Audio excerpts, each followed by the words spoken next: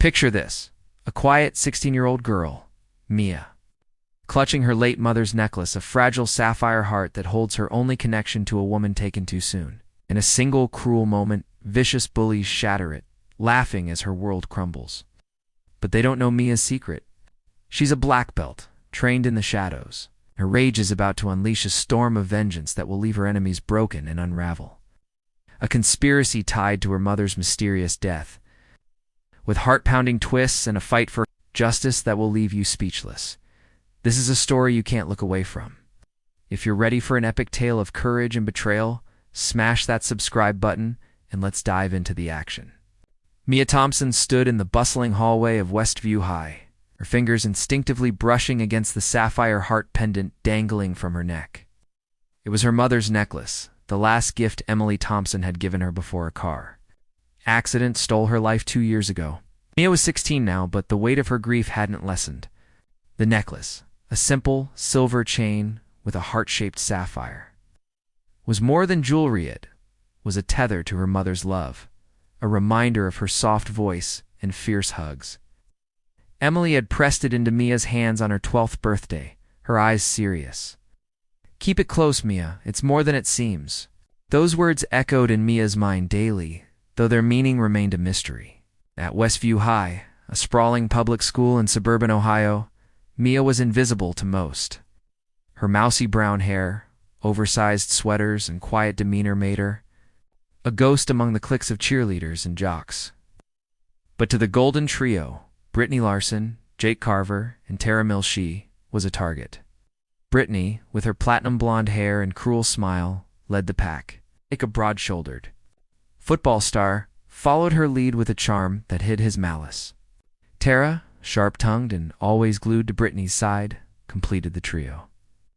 They'd tormented Mia since freshman year, their taunts a constant hum in her life. Today, though, the air felt charged, as if the world was holding its breath. It was just after third period when the nightmare began. Mia was rushing to chemistry class, her head down, weaving through the crowded hallway. Brittany's voice sliced through the chatter like a blade. "Hey, Mouse, still clinging to that tacky necklace? Did your mom steal it from a pawn shop?" Laughter erupted from the crowd gathered around Brittany, Jake, and Tara. Mia's cheeks flushed, but she kept moving, clutching her textbooks like a shield. She'd learned that responding only fueled their cruelty. But Brittany wasn't in the mood to let her slip away. She stepped into Mia's path, her designer boots clicking on the linoleum. "Let me see it," she said, her voice dripping with mock curiosity. Before Mia could react, Brittany's manicured hand shot out, yanking the necklace. The chain snapped with a sickening crack, and the sapphire heart fell to the floor, shattering into 3 jagged pieces. The hallway went quiet, the crowd frozen. Mia's knees buckled, and she dropped to the ground, her hands scrambling to gather the fragments. Her mother's voice echoed in her head. "Keep it close."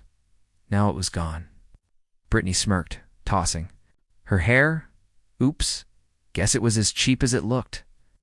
Jake kicked at the pieces with his sneaker, chuckling.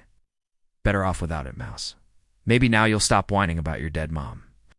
Tara, phone in hand, snapped a photo of Mia on her knees. "This is so going viral," she said, her voice gleeful. Mia's vision blurred with tears. But beneath the grief, something else stirred, a molten rage she'd never felt before. For 2 years, she'd endured their taunts, their shoves, their relentless mockery. She'd stayed silent, swallowing her pain. But this was different. They'd destroyed her mother's necklace. It's the one thing she had left of Emily. Mia's hands trembled as she clutched the broken pieces, her mind flashing to the nights she'd spent training in secret. After her mother's death, her uncle, David, a former Marine and martial arts instructor, had insisted she learn self-defense. "You're stronger than you know," he'd said, his voice firm as he guided her through grueling karate sessions in his backyard dojo. Mia had earned her black belt 6 months ago, but she'd never used her skills outside those sessions. She was too shy, too afraid of drawing attention. Now, though, as Brittany's laughter rang in her ears, something inside her broke free. Mia stood, her small frame vibrating with fury, and met Brittany's gaze. "Shouldn't have done that," she said, her voice low but steady. Brittany raised an eyebrow, amused. "What you gonna cry about it, Mouse?" Jake stepped forward, his bulk looming over her. "Back off, or you'll regret it." Mia's heart pounded, but her training took over. She wasn't just a victim. Anymore, she was a force. The fight was over in seconds, but to Mia, it felt like an eternity. Jake lunged, grabbing for her arm. She sidestepped, using his momentum to flip him over her shoulder. He hit the floor with a thud, groaning in pain. Brittany screamed, swinging her purse at Mia's head. Mia caught it midair, twisting Brittany's arm until she dropped to her knees, gasping. Tara tried to bolt, but Mia was faster, grabbing her wrist and pinning her against the lockers with a controlled shove. The hallway was silent, except for the trio's whimpers. Mia stood over them, breathing heavily, the broken necklace clenched in her fist. "Don't ever touch me again," she said, her voice carrying a quiet menace that made the onlookers step back. Teachers rushed in, shouting for order as the principal was called. Brittany, Jake, and Tara were escorted to the nurse's office, bruised and shaken. Whispers spread like wildfire. The shy girl had sent 3 bullies to the hospital. Mia, though, felt no triumph. Her mother's necklace was still broken. The hole in her heart was still there. The school suspended Mia for 3 days, pending a hearing that could lead to expulsion. She didn't care. She sat in her bedroom, staring at the shattered pendant. On her desk, she tried to piece it together, but the cracks were too deep. As she turned one fragment over, she noticed something mundane. Deliberate seam. Her breath caught. With a paperclip, she pried it open, revealing a microchip no bigger than a grain of rice. Mia's mind raced. Her mother had been a data analyst for Nextech, a powerful tech conglomerate. Emily had always been secretive about her work, often locking her office door during late-night calls. "It's more than it seems," she'd said about the necklace. Mia plugged the chip into her laptop, using skills she'd learned from her mother's old coding books to bypass the encryption. What she found stole her breath. The chip contained encrypted files, documents, emails, and audio recordings. 1. File was labeled Project Sentinel. Mia clicked it, and her mother's voice filled the room, calm but urgent. "If you're listening to this, Mia, it means I'm gone. And it wasn't an accident. You're coming for me because of what I know. The necklace is the key. Find Dr. Alan Kessler. He'll help you." Mia's world spun. Her mother's death wasn't an accident. She listened to the recordings, her heart pounding. Emily had been investigating Nextech for illegal data harvesting and surveillance. She'd uncovered evidence that could ruin the company's CEO. Victor Hargrove, a man with ties to politicians, law enforcement, and even organized crime. The car accident had been staged to silence her. The necklace was her insurance policy, a hidden drive containing proof of Nextech's crimes. Grief morphed into a burning resolve. She wasn't just a grieving daughter, she was a girl with a mission. She needed to find Dr. Kessler. A quick search revealed he was a reclusive professor at a nearby university, known for exposing corporate corruption. Mia slipped the chip into her pocket and headed to her Uncle David's house. She told him everything.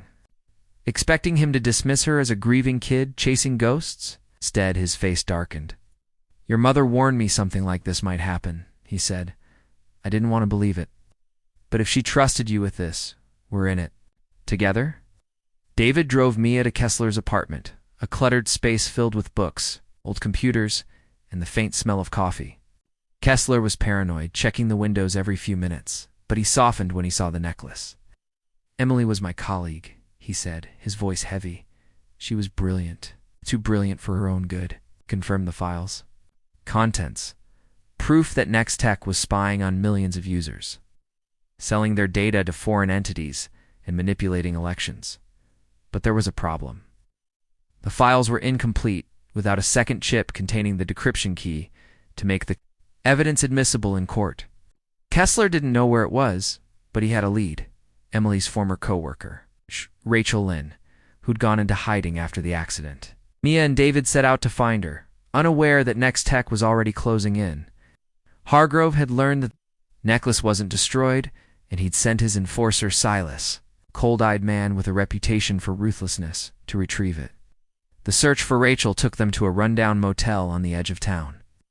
Rachel was there, her hair dyed black, and her eyes darting nervously. She relaxed slightly when she saw the necklace. "Emily said you'd come," she whispered. She revealed the second chip's location, a safety deposit box in a bank downtown. But as they spoke, the motel door burst open. Silas and his men stormed in, guns drawn.